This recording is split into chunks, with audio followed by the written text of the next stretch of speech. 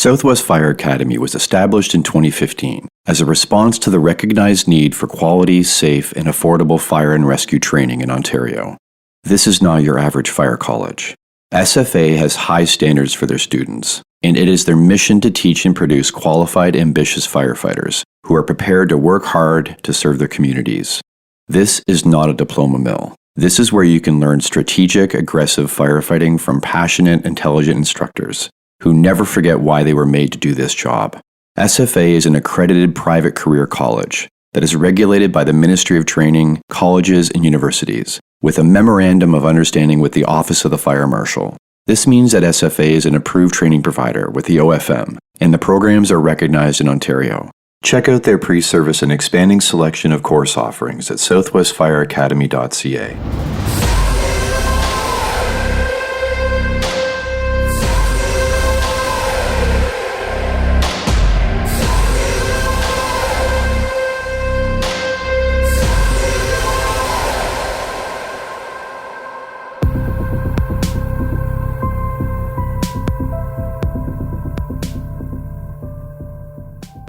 Hello everyone. Welcome to episode 104 of Multiple Calls. I'm Scott Hewlett. There is a great disdain in the fire service for those that are in it for the wrong reasons.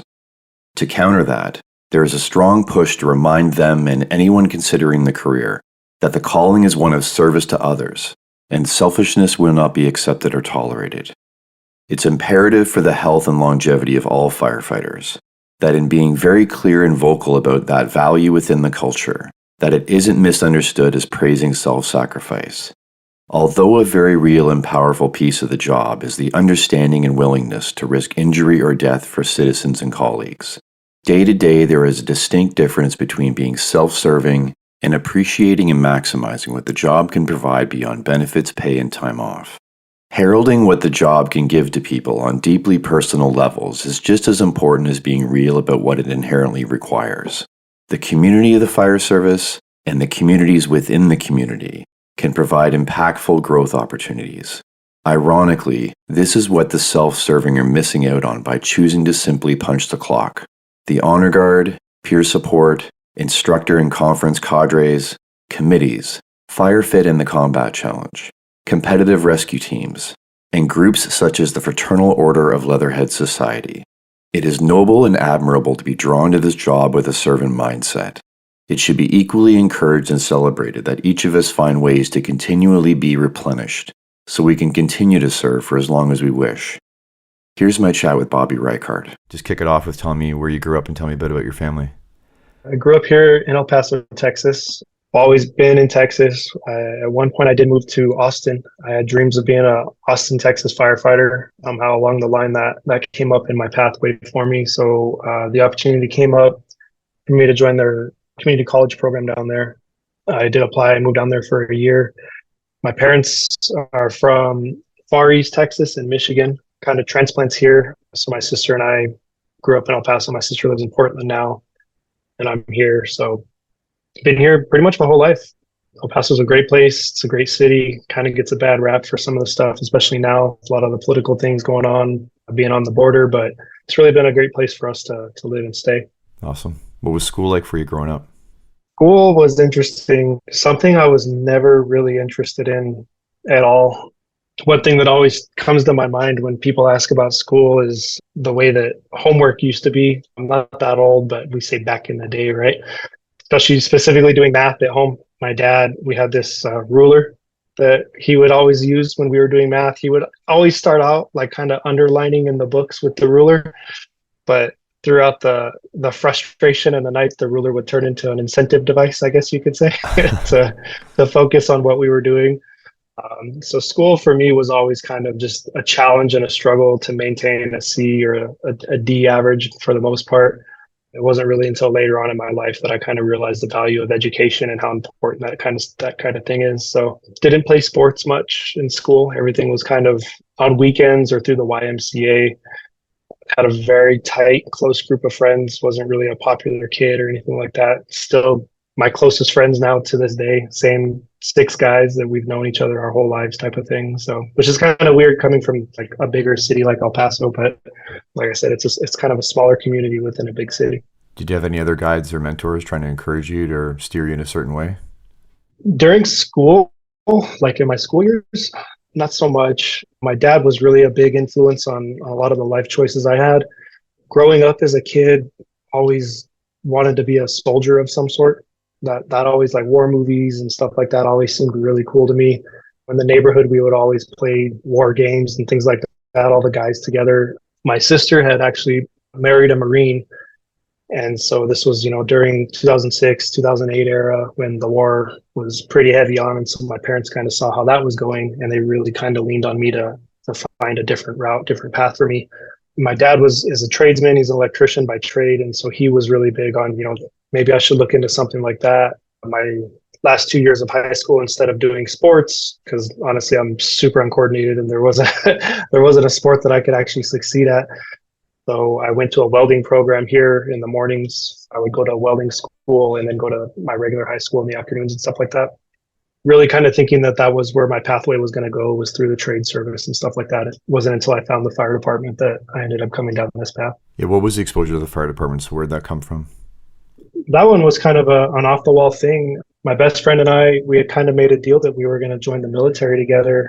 My mom, like I said, watching everything that was going on with my sister and her husband, really didn't like the idea of me going down the military route. So she was a secretary at a dentist office, and she came home one day and told me, like, hey, there's this guy that came in, and we were kind of chatting, and he told me about this volunteer thing where you can go see what it's like to be a fireman and blah blah blah. So she asked me, like, instead of doing the military thing, would you at least consider going to, like, look at this? It's like, well, everyone loves their mom. You do whatever mom asks, right? So went out there with my best friend. Actually, we both went out there together to go kind of check this place out.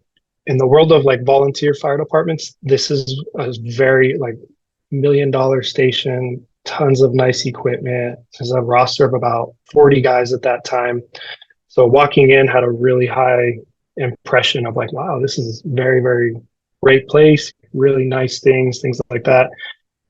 And then on that night that we were there, they actually ended up having a structure fire. So we went on what they call their business meeting nights. So, like, the majority of the department was there. The guys all wore pagers at that time. So in the middle of the meeting, you hear all these beeps from these Motorola pagers, and everyone jumped up and took off. And my friend and I were standing there kind of like, what's going on? And the chief was like, hey, you boys want to come see what this is like? And he let us follow him up there. And just watching what was going on and watching that chaos happen, it got me. That was it right there. Just thinking, like, wow, this is what you guys do. And I'd never even considered this. So after that, we ended up joining that volunteer fire department, sort of. So we were 17 at the time when we went out there. And because of insurance nonsense, you couldn't really become a candidate to join until you're 18. So I was out there as a 17-year-old for about 9 months, turned 18, and then became a candidate. But then you couldn't be a member until you became 19. So then I did a year of membership status, of candidate status, before I became a member. So I kind of had the longest running record of the kid candidate status, because I even got delayed longer because I was going to EMT advanced school after all that stuff, and they didn't let me off candidacy until I was done with that. So I did like 38 months on candidate status, which is the record for the department, which was kind of cool. But I was one of the only candidates that had a pager and a radio, so I was like the special kid, I guess. That was my exposure to the fire service. What were you allowed to do as a candidate? You were basically kind of in observation status. So for the most part, all of the candidates, we would all go to all the calls we could. And at that point, when I joined, our dispatch office was a very small system. It was basically a guy in a house that would get a phone call, and then he would just start sending out pages. But I can remember one in particular, like, I was working in the backyard with my dad, my cell phone rang, and it was the guy from dispatch calling me like, hey, there's a brush fire. Can you go? I was like, yeah, absolutely. So took off to go down there, and the chiefs let us jump in there. And looking back on it in hindsight, you see now, like, the work that the candidates do is this, like, overhaul and, like, some of the less attractive stuff. But at the time when you're new to it, that was super cool. Like, oh man, I can't believe they're letting me pull the ceiling off the wall. This is so cool, and stuff like that. That kind of manual labor, manual work thing really picked up for me. A lot of, like, the cleaning responsibilities, but and we'll probably talk about it here in a little bit. But what was really interesting about that culture and being raised as a candidate in that department was that as a candidate, I was mopping the floors and cleaning the toilets next to the chief. the fire chief was in there doing the work with us because it was a small department. So there wasn't a sense of like, oh, I'm promoted, I don't do the work. To this day, that department still functions on we all do the work together type of thing, which has been interesting coming into the city department because it's a little bit different. But that was my exposure, was just a very team kind of organization. Something I guess I missed out on as a kid because I never did sports. So being there was really neat to see that. Why did you take the route of the advanced EMT course? Was that expected, or were you trying to build a resume? Since I was kind of on that long pathway of, oh, I'm going to be a military guy, soldier, all that stuff, and then the firefighter thing kind of came up abruptly, I started kind of learning more about the medical side of things and starting to see, like, I can remember specifically being on an incident where I wasn't even yet an EMT basic and just feeling so helpless, just standing there, like not understanding what the other guys on the crew were doing. And so it wasn't until it was like I realized, like, oh, there's different levels of training that you can get to be able to provide more care. And I have a really good friend, Zach McGinnis, who's a flight medic out in this area. I had a really long conversation with him about what you can do in the medical field and how you can advance and stuff like that. It just seemed like, okay, well, I couldn't get my fire certs done right now. So that's why I went to the medical certification side of things at that point, was to get my EMT advanced. And my thought was I was going to work as an EMT advanced on an ambulance and start getting experience through that. The move to Austin kind of interfered with that plan, but that was kind of my thought process at the time. Because you right in your region, did you take the national exam? Yes, sir. So I took EMT basic at Doñana Community College, which is in a town in New Mexico, just north of us a little bit. Got my national certification there, and then straight into EMT advanced to get my license through that side, and got that done. I got all that done at the time. I remember, like, that was to be an EMT advanced in the volunteer fire service world was like, you're kind of like a doctor. It was a big deal, and I don't mean that in a bad way, but we were just so hurting for anybody that to have somebody with like a next level of training was really cool. To have guys, because I think at that point, like my friend Zach and maybe one or two other guys in that whole department were the only paramedics. So it was really, really a cool thing in my young mind to be one of the guys that could do more for the team and be a better asset. And what about the process of getting on full time in El Paso then? What was that like? What's really interesting and maybe unique for us as a department of our size is that our process is not very competitive here. One of the big things that's hard to understand about El Paso is just how isolated we are. We're 6 hours away from the closest big city, which would be like Phoenix or San Antonio. Denver's about 10 hours north of us. So we're really the only kind of game in town, which is good and bad, but our competitiveness to get on here is just really isn't there. So when I moved to Austin, I joined the Austin Community College fire program to get my fire training certs, which is kind of mirrored off of Austin Fire Department's academy. The thought was I would go through the ACC program, get my certs, get a job with Austin Fire Department. But what I quickly found out was in that area, because there's so many departments, there was 7,000 guys showing up to the test for 17 slots at some of these departments. It was super competitive. So I thought that's how it was going to be everywhere. I actually ended up meeting my wife at my going away party when I moved to Austin. So we did a long distance relationship and she couldn't move down to Austin with me. So she convinced me, well, why don't you come back to El Paso while I finish school at New Mexico State, and then we'll move back to Central Texas was the initial plan. So when I couldn't get on in any of the departments in Central Texas, I called up here to El Paso, started the process, and it was relatively smooth, just getting through. We have the CPAT standard, which Canon Physical Agility Test, the same one that a lot of places around the country use. A written test for civil service, and then like a doctor's physical and the interview board, and that was essentially it. Then you started the academy. And then, so what was recruit experience like? So the recruit experience was kind of interesting at that time. El Paso Fire Department was kind of trying to really increase our numbers. So they were doing what was called pre-certified academies. So they were hiring guys like me who had gotten their certifications from other places and just putting us through like a 9-week orientation program. And then we would start on the job, which really was not the best. It would turn into, because the instructors were kind of having to reroute all of their energy from training skills to finding something else to do with us, which ended up being a lot of like cleanup duties and things that weren't really essential to learning. And I can remember really heavily comparing my experiences that I went through at the ACC program, which was mirrored off of a fire department's program, versus how El Paso Fire ran their program, and thinking about the knowledge gap that we were getting, how much things I had learned with the other program compared to how El Paso was, and kind of carrying that with me, which eventually kind of led me to go be an instructor at the TA further down after a couple of years on the job, was to be able to pass on some of those types of things. You talked a little bit about your attitude shift and how you came in and where you're at now. So what was your attitude in general during that time? I was very arrogant and cocky at that point. I can tell you that. I came in, a lot of guys, like I said, smaller community type feel in this area. So not a lot of guys had any fire department experience other than working with El Paso Fire. So I was coming in with 4 years of volunteer experience, and then also adding into going to that Austin program, which taught us a lot of things. So I had a lot of knowledge in my head, and just being 21 and immature and a loudmouth, to say the least, I really carried myself in a way that was really poor, and just would get myself into trouble a lot of times, not knowing when to keep myself quiet and just be humble. Because I was given a great opportunity to go to an academy like Austin's and learn a lot of things. And I could have really used that asset in a different way and taught people, instead of more just running my mouth about how much I knew and how great I was, when I had honestly zero experience in any of it for the most part. So what was the reaction from everyone else around you, and what were the humbling moments that led to a shift? A lot of the reactions were obviously not great. A lot of guys really would just kind of call you out on opening your mouth for the most part.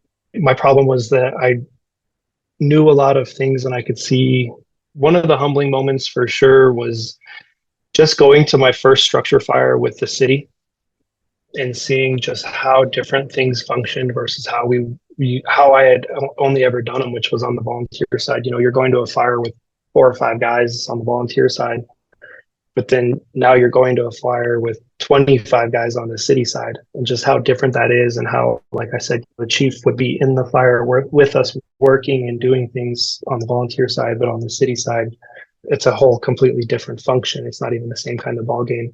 Instead of asking questions and learning, I can think of times when I would say dumb things like, oh, well, West Valley does it this way because we're better at it, versus, hey man, why is it that the city does things this way? And why is it that it's run that way? Instead, I chose to say it in a dumb way instead of using it as a chance to learn, right?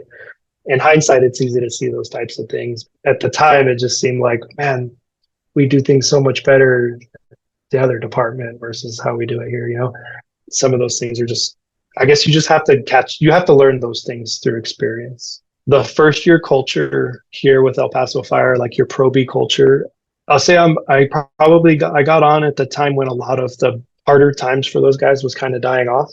Not necessarily hazing, but just a lot of the traditions and stuff that guys went through earlier. I got on in 2011, so things were already kind of getting caught, and like, hey, that's got to stop, things like that. But there was still a lot of intimidation factor and things going on. I remember one of the times thinking, you know, leaving work, thinking that I did a really good job today, did everything right. And I came back in, and there's a guy his name is Guy. We call him Guy, but his name's Jake because he calls him, hey, Guy, how are you, Guy? So his nickname is Guy, but he, very big bodybuilder kind of dude. And hey, if you're so great, how come you left the O2 tank empty on the ladder yesterday? And just got me in the corner and just yelled. And I remember thinking, like, he's a massive dude just going off on me. And when really, I think in my mind, I remember it a certain way. But now that I know Jake, that's not at all how it happened. But just that fear factor of, oh my God, what is happening? You know, that was one of the first times I got intimidated by some of these guys on the line. And then again, opening my mouth, I earned myself the nickname Coffee Karma at one point, just because I'd said something dumb. I had never made coffee before in my entire life. And so when I went to the station and they said, hey, make us some coffee, I got the basket and just filled it all the way up with coffee, and then like leveled it off at the top and stuck it in there.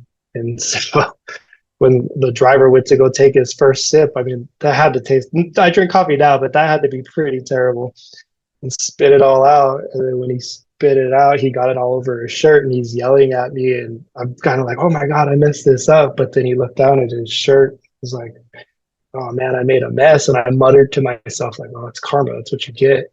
And they heard that. And so that's how I earned, oh, there's coffee karma. Oh, coffee karma's coming into work today. And I carried that one with me for a little bit. Just dumb things like that where I just couldn't help but keep my mouth shut. And it's kind of interesting now, talking to my parents, they tell me like, you've always been that way. And you were always in school saying dumb things and the teacher would hear you say it. And just, I've always had a problem with a filter, I guess, of not keeping things to myself. So, How were you moved around and assigned when you first started? What's their system like?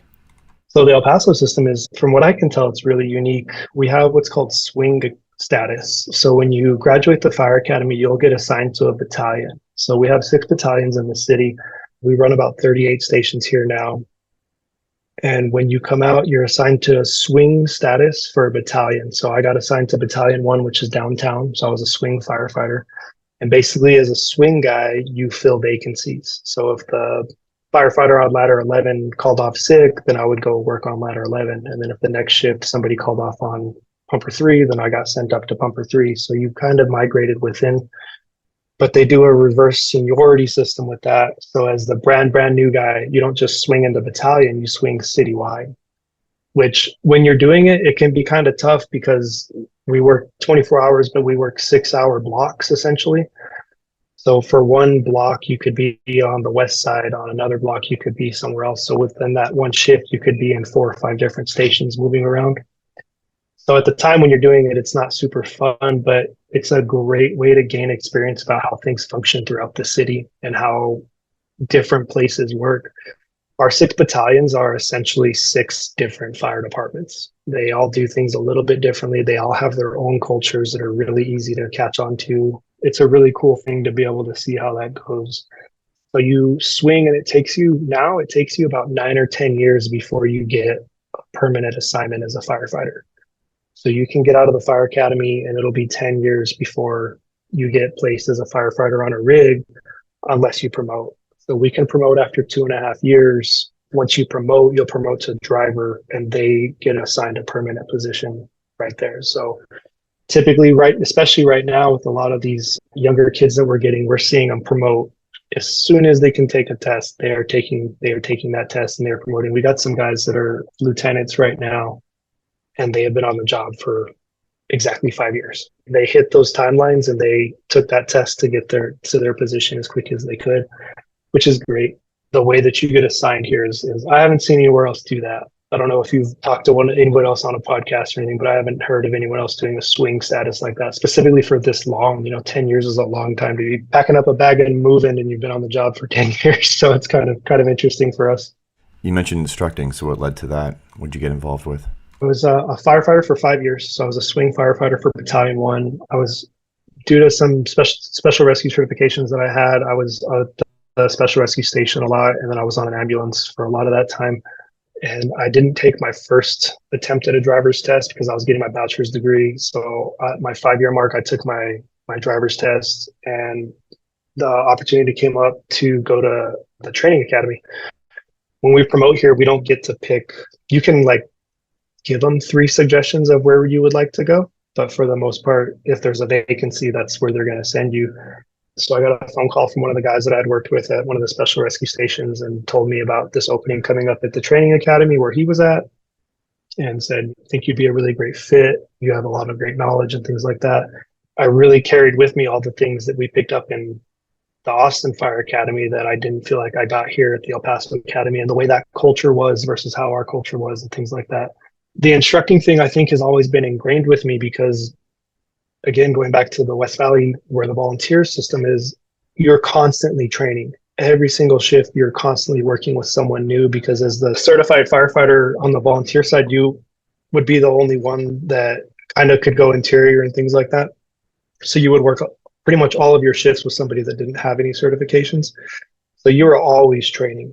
Every shift we would go in, and our shifts would start at 8:00 at night at that time. And so it was like, all right, me and you, all right, Scott, you and I are together tonight. So what do you want to work on? What do you want to learn? And so I would always be helping the guys go through the med bags, or we would pull lines, or we would go we had a training tower in the back. So we would just go throw ladders or anything like that. So that mentality of always learning and always passing things on was really big. just because the volunteer side really pushed that on us to always make sure your partners were as good as you, if not better. And then if there was someone working with you that knew something, go ask and learn. So when the opportunity came up to teach here with the city, I jumped on it as quick as I could because I saw the benefit of it. I saw the ability to be able to hopefully push some culture change into the new trainees when we got them and show them like, hey, you need to always be learning. You need to always be working towards what can be better. And really just to pass on and hopefully make some changes in the way that some of our curriculum was presented. And I think in the 2 years that I was at the training academy, we did achieve some of those goals and we were able to make a couple changes in how things were done, which was really cool. It was definitely an interesting time in my career to be at the TA. I really look back at it and I learned a lot while I was there, and I'm glad I got to do it. Were you well received as an instructor, and did your previous sort of attitude affect that? And what was the general culture around training? In talking with the trainees and the recruits that I worked with, I feel like I was very well received by them. Where I ran into a lot of issues with my position at the TA was my coworkers. I didn't carry with me the scream in your face and treat you poorly mentality because that's not how I was raised on the volunteer side. We would have conversations like grown men and be like, hey man, you kind of messed that up. Let's work on it and here's how you can do better.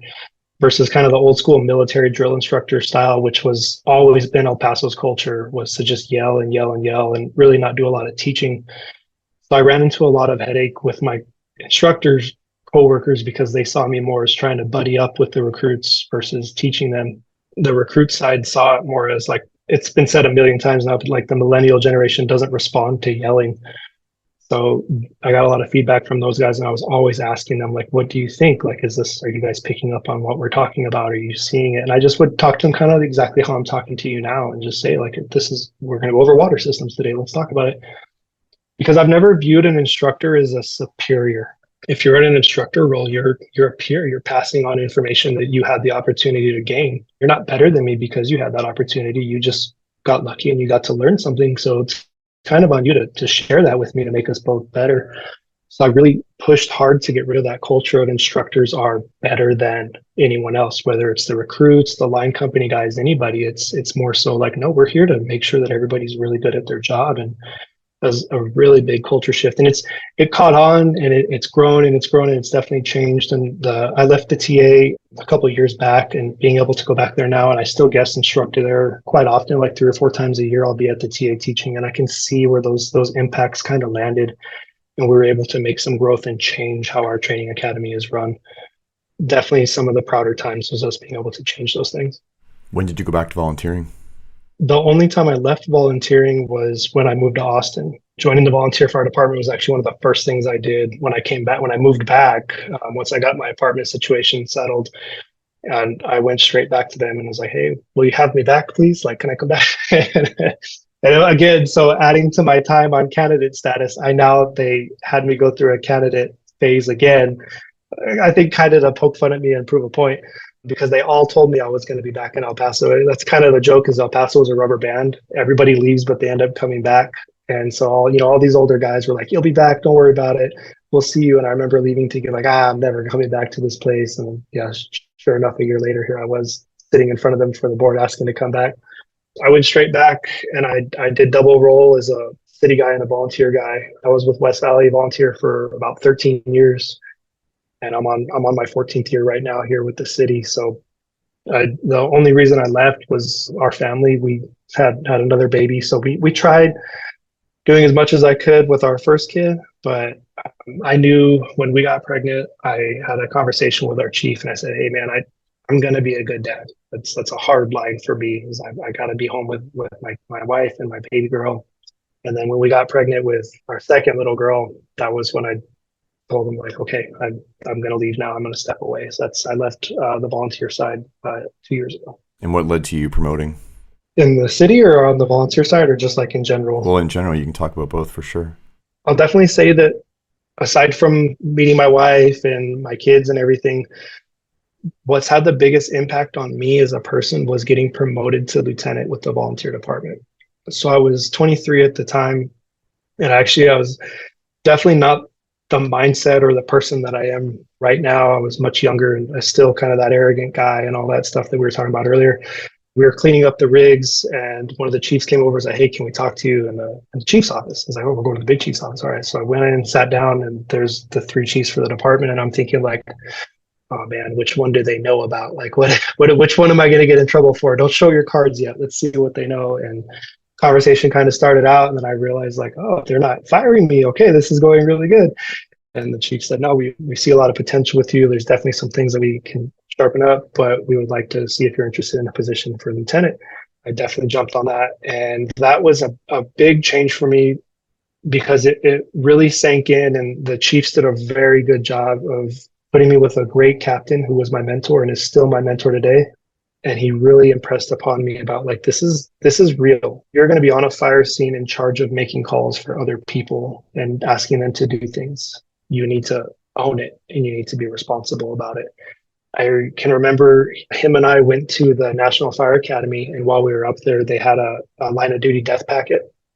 And I grabbed that packet and I had it with me, and I always had it up on my bulletin board on the wall. Like, this can actually happen to us. And I carried a lot of that with me that he taught me that really changed how I view leadership and how I kind of carry myself in every day. That move to lieutenant at that age, I think, hit me exactly right and kind of changed who I am as a person. With promoting to the city side, there's an unfortunate saying that we have within our department that's, if you don't like it, then promote. And I really hate that, because you drive guys that are really great firemen and really great drivers to leave their positions because they're being forced into it because they think they're going to be able to make a change, and then it doesn't go well. But I have always looked at it as, if I can promote, that I feel like I can provide more influence. It's unfortunate that that's typically where people lend their ears to, is those that have higher rank. And I don't necessarily always agree with that, but that's our culture here, is that the higher the rank, typically the more influence you're going to be able to affect. So I promoted to driver, which was my position at the TA. And then I ended up coming out 2 years after being there to go drive a fire truck. So I got to drive a fire truck for 2 years, Pumper 5, which is still the best position in the whole world, is driving a fire truck. It's really, really great. And then I decided to start my paramedic program and went through the paramedic program. And shortly after that, promoted to lieutenant, where I was assigned to an ambulance and picked up a lot of things there. The drive has always really been to be able to affect as much culture change as I can and try to drive us in a positive place. We're really hurting right now because we're such a young department, and a lot of our old timers, if you say, they're retiring and they're taking a lot of the old ways and the traditions with them. So we're losing a lot of a sense of who we are. And I've always kind of felt like, well, if I can affect that, one of the best ways I can do that is go to the TA or go to like the shop in this new position I'm at, where I have a big outreach and be able to pass on things to guys and show like there's better ways that we can learn, and hopefully ingrain that into this young generation that we have right now. You talked a little bit about being isolated, the city itself being isolated, and you'd mentioned to me in your write-up about how that affects the culture, because you're not really seeing how things are done in other departments and being influenced by them. You can sort of really be in your own little echo chamber. Maybe talk to me about that.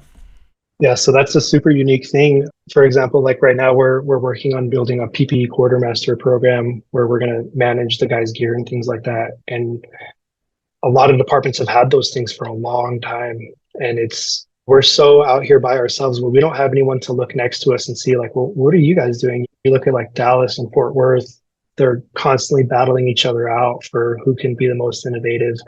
Austin and San Antonio are the exact same way, but with us, there's just really no one around us. And so that kind of leads to also, there's no other culture to challenge ours. Ours is the only one that really kind of exists, which is good and bad.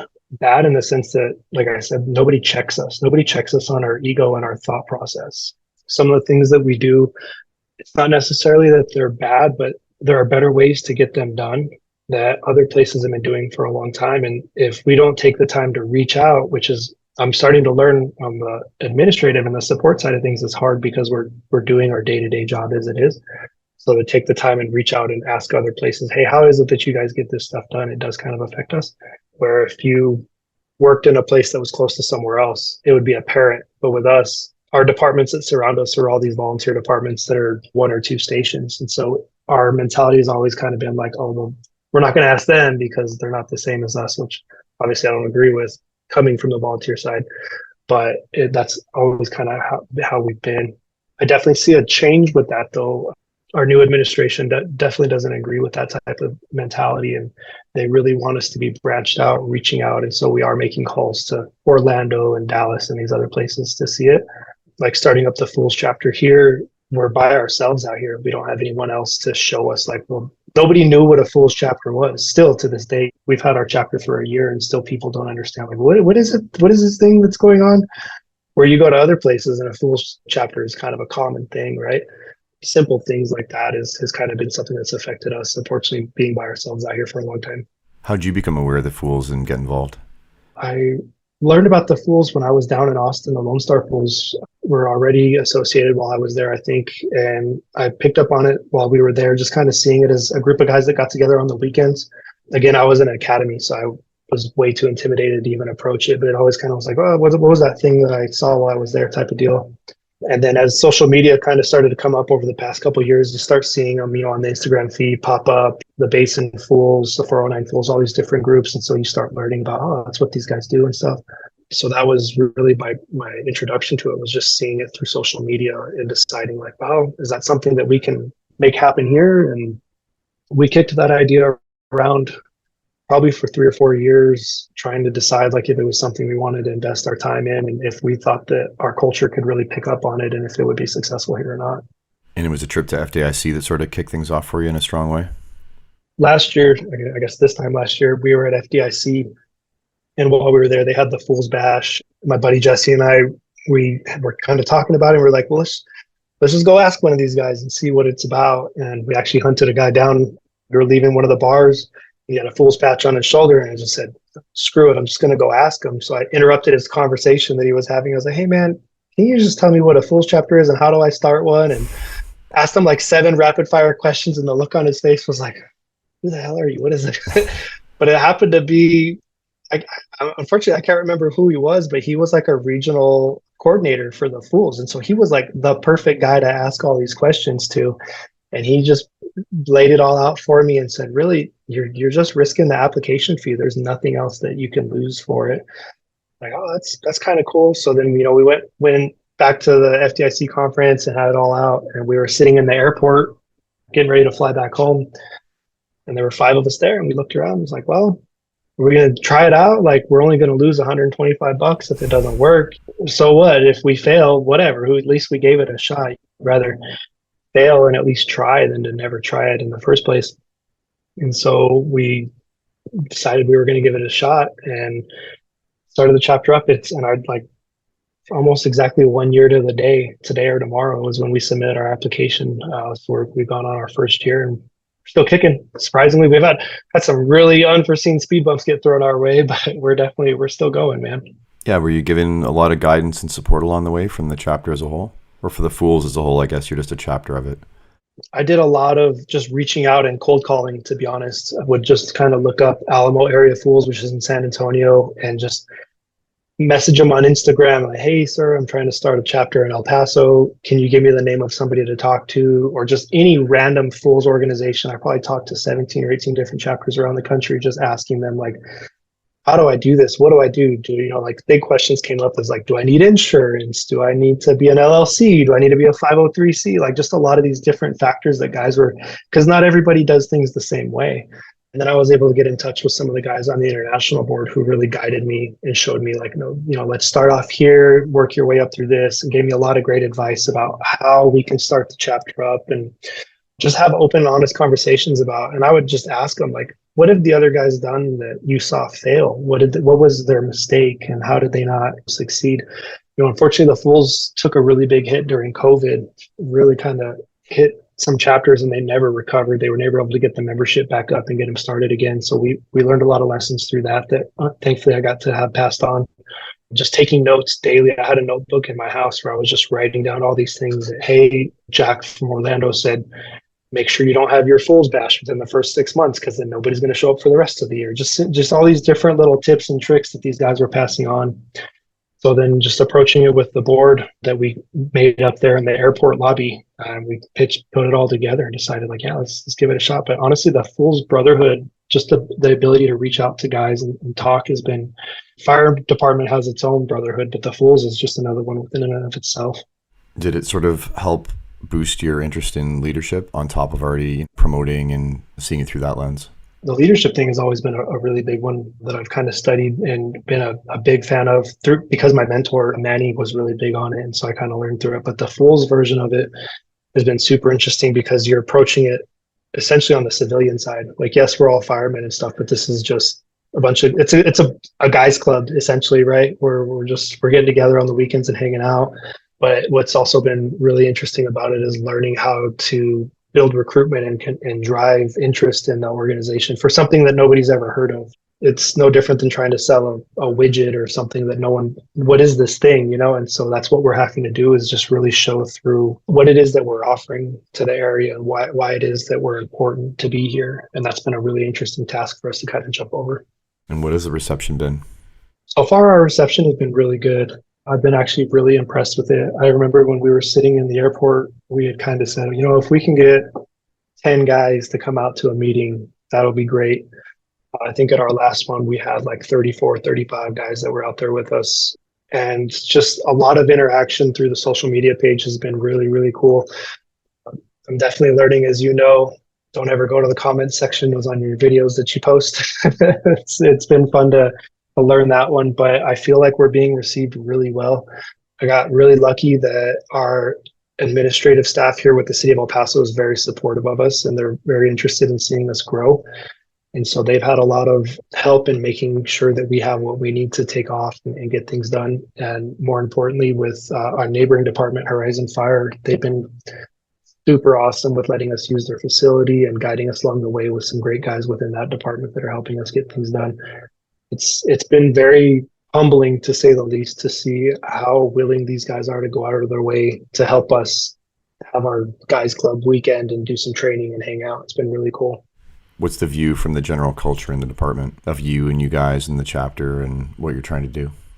I would say that there's probably two viewpoints, and unfortunately I would say that they're not new viewpoints either. One is that, man, you guys are awesome. This is some really great stuff. And how do I sign up? Where do I need to be? And what can I do to help you out? And obviously those are the guys that we're after and we really want to be associated with. The other viewpoint is like, man, you guys are just a bunch of attention seekers, and what you're doing is not bettering anybody. You're just trying to get likes on social media, and you're just trying to show off who you are as a person, which in all reality is like the exact opposite of what I'm trying to do. I'm really trying to showcase who our guys are and what they're capable of. That's a little bit too, there's been a bit of a pause on some of the instructional videos and stuff that we were putting out for a little bit. We're trying to maybe reframe it. We work it, get a different face in there, somebody that doesn't stutter and stumble through the conversations as much as I do when we put those videos up. And really trying to get those guys that are saying those things, not necessarily to change their mind, but to at least be understanding of what it is we're trying to do. One thing that I've always kind of leaned on is that you may not like something, but that doesn't mean you have to say something bad about it. Let guys form their own opinion. A lot of guys, especially when you come into the fire service, when you're a first year guy, what those dudes are saying at the dinner table is so impressionable upon you. What's coming out of their mouth, you pick that up and you can carry that for the rest of your career and maybe not even realize that you're doing it. So I really try to just, hey man, like if you don't want to come out to the meetings or be a part of the Fools, that's cool. That's totally fine. But what I will ask is that don't badmouth us unless you really have a legitimate reason, unless you can pinpoint down exactly something. And if that's the case, then bring it up to me. Here's my cell phone number. Here's my Instagram. Here's whatever it is you need to talk to me. And I would be totally happy to talk to you about it. Because one thing that has also come up in posting some of these videos is I am not an expert on jockey pumps or Knoxbox keys or any of these things that we're posting. Somebody is always going to know more than me. But what frustrates me is when guys take the time to kind of naysay what we're saying instead of, hey bro, those were some really cool points, but let's add in this, and they support the material instead of just dumping on it, which is really hard. So we really try to push that around here within our own department also. But I'd say we're being received really well, and it's been a really good experience with the Fools so far. Are there areas in the job that you like to focus on? Like, what's your wheelhouse? Going to structure fires, man. Putting water on fire is like the coolest thing in the whole world. I really love pumping operations. The fire chief over at West Valley Fire when I started, Bill Adler, he's kind of a pumping guru, and he's always been somebody that I've looked up to as a mentor. He's a really good friend of mine. And so we just had that, always have a lot of conversations about pumps and pumping and things like that. I think I just kind of picked up on that and the intricacies of how pumps work. I like running the pumps and teaching on pump systems. We don't have a strong ladder culture here. We're blue card heavy in the way that we deploy our lines and our rigs and stuff like that. So just having a ladder culture within the department is kind of something that's missing. So we really focus a lot on, and I think what's important is forcible entry and search, because if we're not in the building, then we're not able to really do anything. So those are probably like the three big things that I really like. When I was early on in my career, I was really, really into special rescue stuff, and I fell down that rabbit hole and got all the special rescue training I could possibly get my hands on, and I really liked it. And just the complexity of a lot of those problems, to my own fault, I lost interest in it just because of the lack of calls that we were getting for it. As little as we're going to fires, we're going to 10 times less special rescues, which is unfortunate. So just kind of, you do a lot of training and a lot of prep work for it. And those guys really got to be good at what they do. And I really admire them. But it is tough to always be trying to work on this thing that you're like, man, are we ever going to get to go do this one for real or not? So kind of lost interest in the special rescue stuff. And to be honest, I know it's the fireman podcast, but I like medicine. Becoming a paramedic was super interesting, and I loved medic school. I really put everything I could into medic school and be a really good paramedic. So in the last 2 years, when I was assigned to an ambulance before I came to this position, I worked as hard on being a paramedic as I ever did as being a fireman, and worked on that aspect. I kind of don't really like that there's such a delineation, like you have to be a medical guy or you have to be a firefighter. I feel like we should be, hey, I'm here to help you guy. Whatever I can do, let's make it happen type of thing. I've said a few times, like during my time as a medic and even as a firefighter, I've saved more lives with a BVM than I ever have with a hose line or a search. So yeah, absolutely. And you, if anything, we're public service, right? Our job is to be out there with them.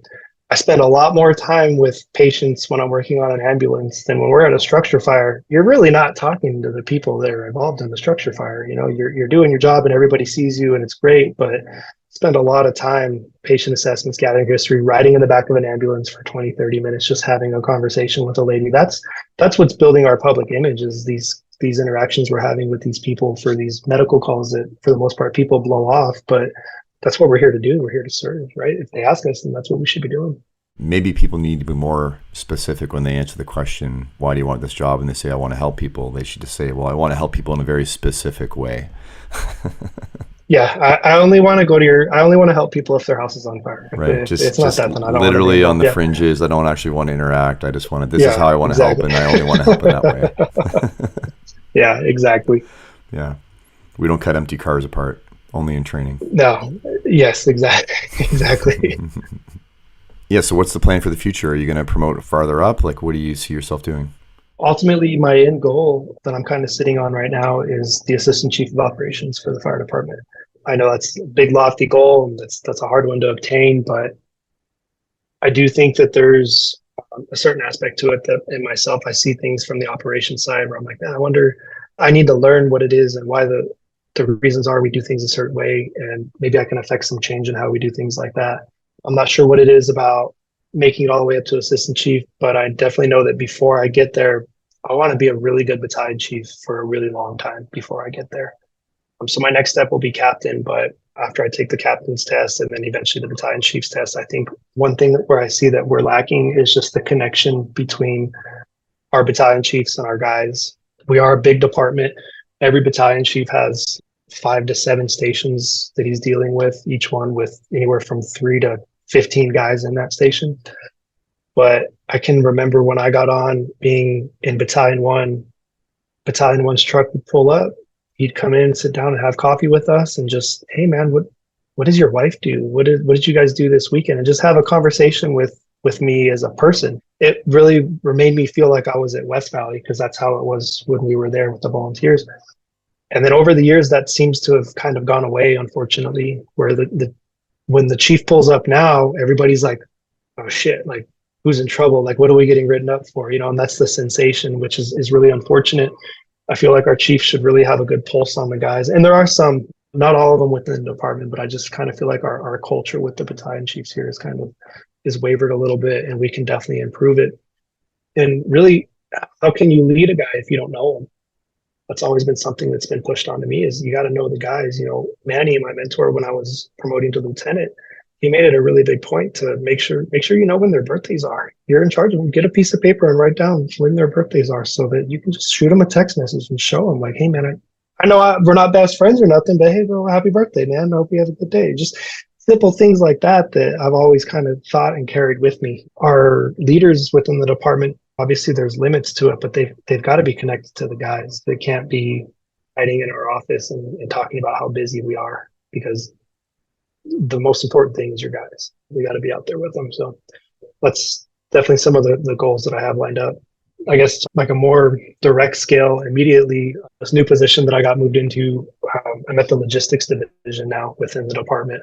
So I'm not on operations anymore. So I'm one of those 40-hour scumbags that everybody hates. But it's really interesting to learn, first of all, the budgeting system, and like, okay, that's why I can't just give you a flashlight right now, because we got to buy 15 of them and I've only got X amount of dollars or whatever. So a big part of why I wanted to come here was why I called some of the chiefs that I know, and specifically that chief that used to come and sit down and have coffee with us. And I told him, hey, chief, I got my master's degree, my bachelor's, my paramedic, all these other trainings. What do you recommend I need to do so that when I'm in your chair one day, I'm prepared for it? And he was one of the guys that he was always an operations guy. He was never in a 40-hour position. And when he made assistant chief, he was overseeing 40-hour divisions, and he flat out told me, like, you have to go work in these 40-hour positions so you can learn how these things work and the reasons behind why the system works the way it does. So that, I was expecting him to tell me like, oh, get an MBA, get something with a business degree, or like I was thinking he was going to guide me more towards like another training or another education type thing. And he just said, no, you need 40-hour time. And then I called another chief that I look up to, and he said the exact same thing. He's like, go work a 40-hour spot. And then another one said, go work a 40. And so it was really interesting to hear how they were telling me, like, if you ever want to get up there anywhere near the top, you got to know 40-hour. But even if you don't, and I tell the guys now, I've only been here for a month. And so I see a lot of the guys come in and I say, man, if I knew 6 months ago what I know now about how these things work, I would have handled things a lot differently. Just having an understanding of how the behind the scenes works is really interesting and really cool. So I think a goal I have is to really pass that on, and maybe look at implementing a program where we can do like a shadowing. You can have guys come in and see for a week, spend time in the different divisions and kind of understand how we do things and stuff like that. Would be a shorter term goal with the more immediate future, I guess. How can people get a hold of you if they want to reach out and talk about, well, anything but the Fools chapter, everything you got going on? Always, you can reach us on the Chugatown Fools page. My buddy Jesse is actually the guy that runs that page, but we have co-sign-ins on that one, so I can see what's going on over there. You can always reach me out too. I think he tags me in all the videos that he puts up, so on my Instagram, you can reach out to me there too. If not, you feel free to put up my Gmail account, and guys can email me here. Not going to give you my phone number because I know exactly what a bunch of firemen will do with somebody else's phone number. So fair enough. Happy to have an Instagram account out there for guys to reach out to me with. Well, awesome, man. You're doing some great work down there. So, maybe sometimes it doesn't feel like it, but you really are. So it's great that you've joined the Fools and helping it grow. Yeah, it's good to hear that you're doing it. Thanks, man. And thanks for this opportunity. This was really like, I'll be honest, I can't remember specifically who it was, but it was like podcast 3 or 4. In the very beginning, just listening to it, and I was like, just the way you answer questions and the way you direct your conversations you've always been one of my favorites to listen to, and how you do it. So, and I'm not, telling you to like blow you off but it's just always, I want you to know that you're doing a really awesome thing, and it's really cool for us to be able to have this, and especially it's recorded. I've got this for as long as the system is up. We can always go back and listen to it. And so it's really cool, man.